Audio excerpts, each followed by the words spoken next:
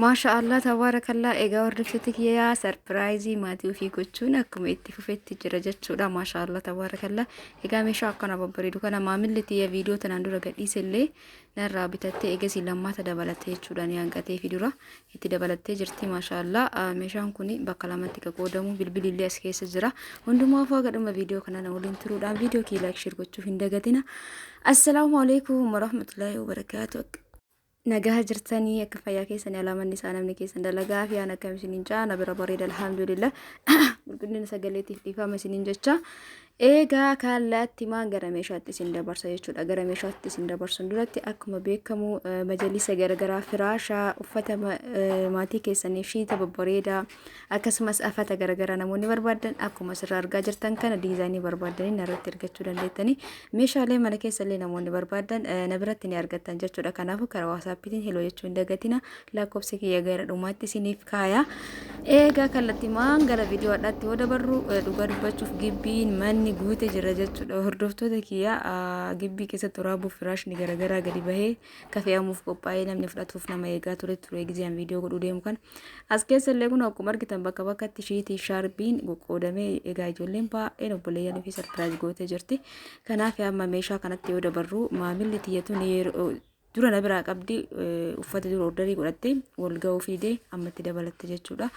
Gizee meeshaa ergitan gizee waa namatti ergitan maallaqa namatti ergitanii fi birrii jechuun maallaqa jechuun birrii achi ergitanii fi waan nama jajjan wal madaalchisaadha. Humna keessanii olillee of hin cinqina wallahi laazim namni illee ni cinqana akka kiyyatti ni cinqama maallaqni gahaa fi hin ga'uu fi akkamitti waliin gahaa jedha jechuudha. Shaalii firee lama naan jette amaamaa firee lama naan jette.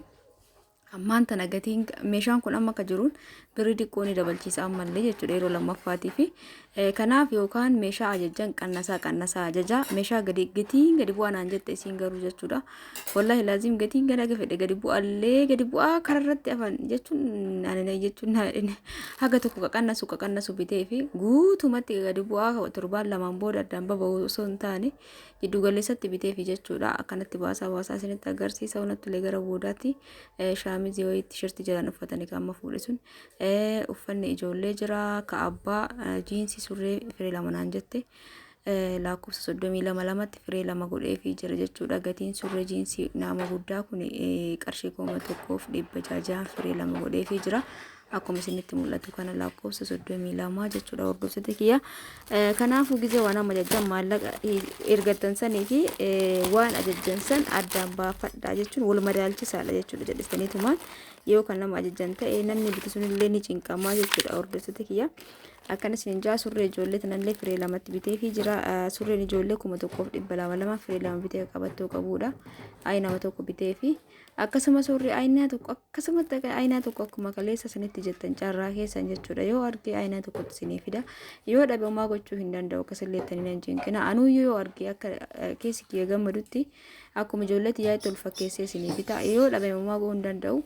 Shaamizillee akkasaa ta'ee ijoollee waggaa 15-14 naan jetti na fakkaata.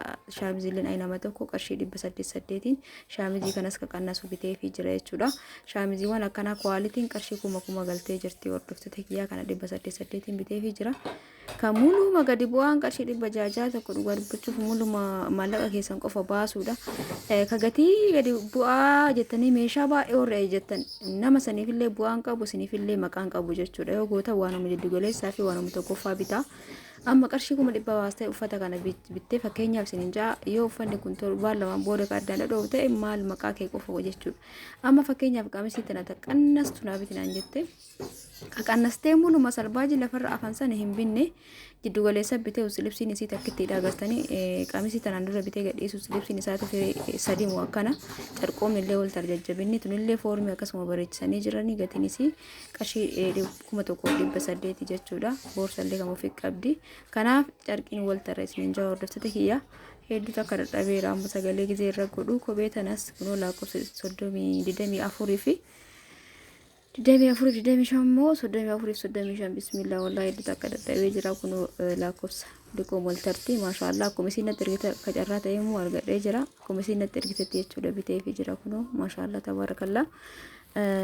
Haaluma kanaan lakkoofsa 24 fi 34 fi 35 maal ta'e filadha kophee dubartii saniin ijoollee san 1882 bitee fi jira. Asitti immoo kophee abbaa ofiitii fi nama biraatiifis ta'uu danda'a. Lakkoofsa 40 fi 42tti bitee fi jechuudha. Saayiziin isaa guddanaan jedhanii. Kophee kana meeqaan bittee yoo jettanii qarshii 1650 firee lama bitee fi jira.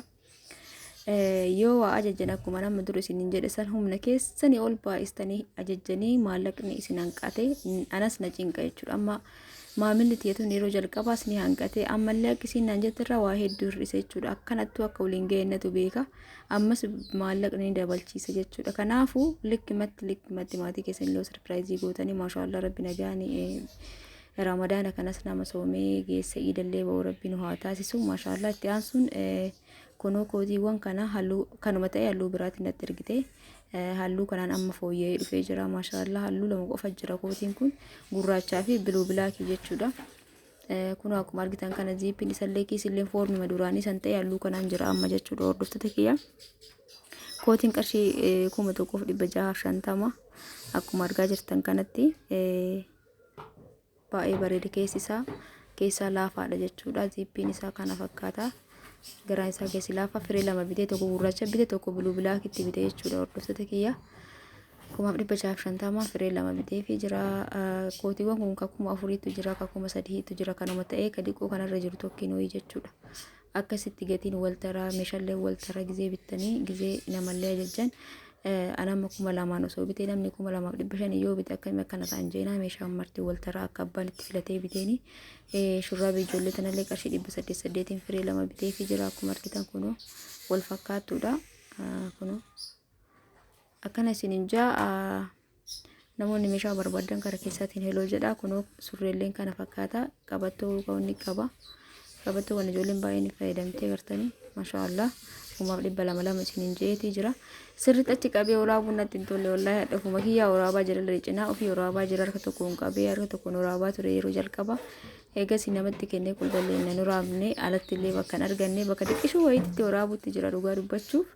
Akka hubattan abdiin qabaa isinillee maamilli tiyyallee jechuudha natti hin tolle osoo waraabiin dhiisurra jedheetumaan haagana waraabuutti jira.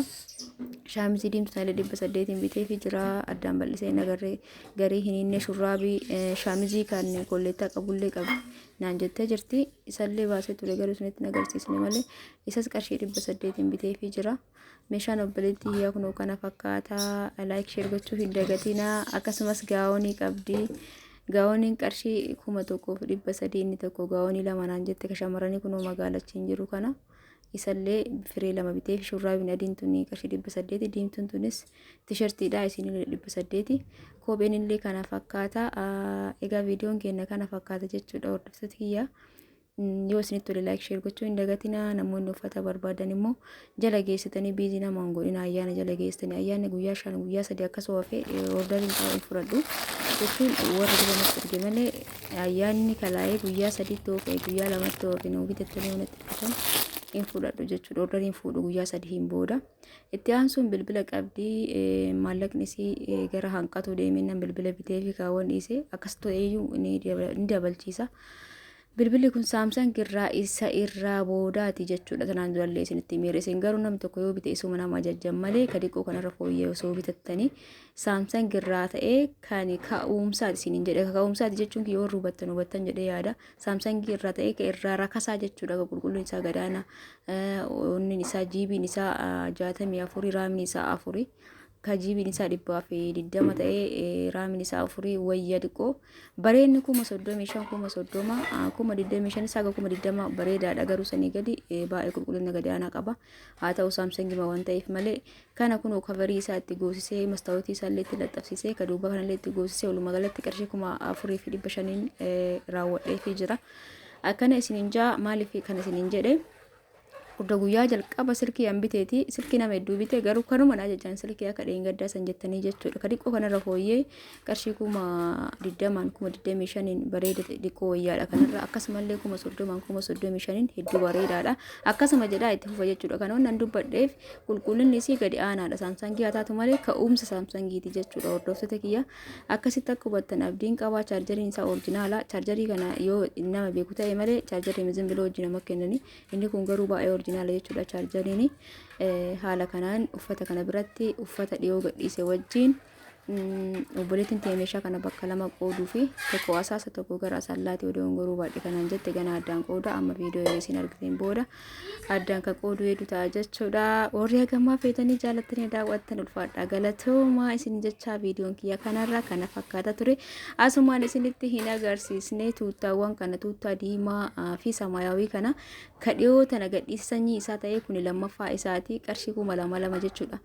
Sirii piisima ka garaa keessa sanillee ni qaba akkuma dhiyoo sanitti garuu carqoomni isaa garagara kunis furdaadha haa ta'uuti aynaan isaa kun ziippii miti wanni biraa tokkuma jechuudha saniin garuu qulqullinaan diqoo waltara kadhiyoo san warri isinitti odede kana jechuu dandeettan isiniin jaa isin ka kana gadi naan jette garuu kana gadiin agarreen dhugaa dubbachuuf karatti afan jechuun ka amummaa gizee laaltu namatti hin tolu wadhaan isaa ka hiika tokkiin kunniin baay'ee qulqullina qaba tuuttaawwan amma isiniin jedhu kuni kanaafuu kanatti biteef jechuudha 2,200 tariitii saniif gatiin isii meeshaan isii saniif maallaqni jalaan qaxxaana jechuun isin ka gadi muluma gadi bu'aa tokko jettana fakkaate gaawoniin isin jedhe kana shurraabi shaamizii reefsinitti agarsiisin illee kana akkana isinin jaa akka waa hubattan abdiin qabaa kunoo shaaliin firee lamaa kunoo astiraa adii fi magaalatti kun isinitti mul'ata jedheti yaada.